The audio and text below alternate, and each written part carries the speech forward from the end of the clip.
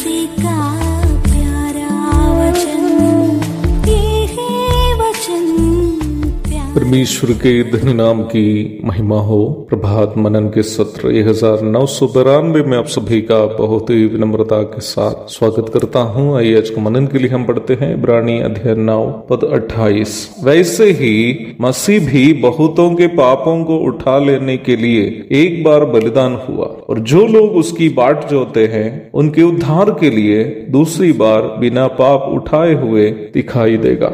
Newton का तीसरा law कहता है, every action has an equal and opposite reaction, अर्थात प्रत्येक क्रिया की एक समान और विपरीत प्रतिक्रिया होती है। अवश्य समझे बिहारो, यद्यपि यह नियम न्यूटन के तीसरे लॉ के रूप में जाना जाता हो, यह नियम विख्यात वैज्ञानिक सर आइजैक न्यूटन के द्वारा आविष्कार किया हुआ नियम नहीं है, बल्कि उन्होंने प्रकृति में पहले से रचित नियम की केवल खोज की है। यदि ऐसी बात है तो प्रकृति में इस नियम का लागूकरण किसने किया है? सर आइजैक न्यूटन के ही प्रस्ताव के अनुसार, जो न केवल एक मसीही विश्वासी था बल्कि एक स्थानीय कलीसिया के अगुवा भी था, संपूर्ण विश्व जिसमें सूरज, ग्रह, तारे, धूमकेतु इत्यादि सभी शामिल है, एक सर्वश्रेष्ठ एवं सामर्थी सृष्टिकर्ता के बिना अस्तित्व में आना असंभव है। ये न्यूटन का प्रस्ताव है। अर्थात न्यूटन ये विश्वास करता था कि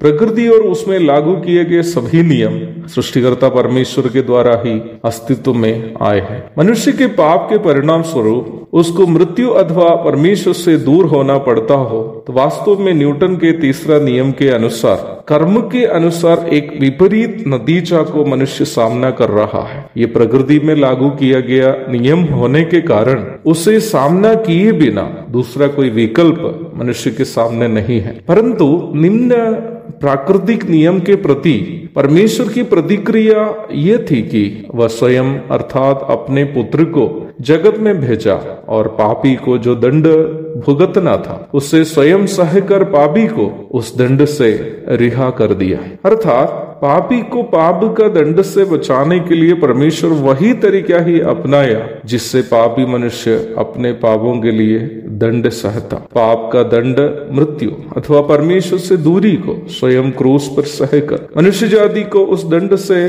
बचने का द्वार प्रभु ने खोल दिया। ध्यान दीजिएगा कि लेखक कैसे निम्न सच्चाई को आलेख किया है, और जैसे मनुष्यों के लिए एक बार मरना और उसके बाद न्याय का होना नियुक्त है, वैसे ही मसीह भी बहुतों के पापों को उठा लेने के लिए एक बार बलिदान हुआ। मेरी आशा है कि आपने जैसे और वैसे शब्दों पर ध्यान दिया है ना। न्यूटन का तीसरा लॉ के लागूकरण, सच्चाई यह है कि ये न्यूटन का लॉ नहीं है बल्कि परमेश्वर के द्वारा प्रकृति में लागू किया गया नियम है।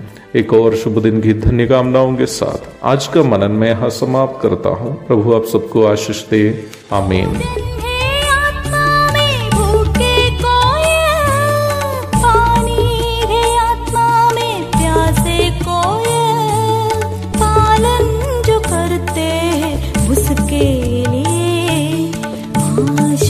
पाने का साधन है ये है वचन, प्यारा वचन, यीशु मसीह का प्यारा वचन।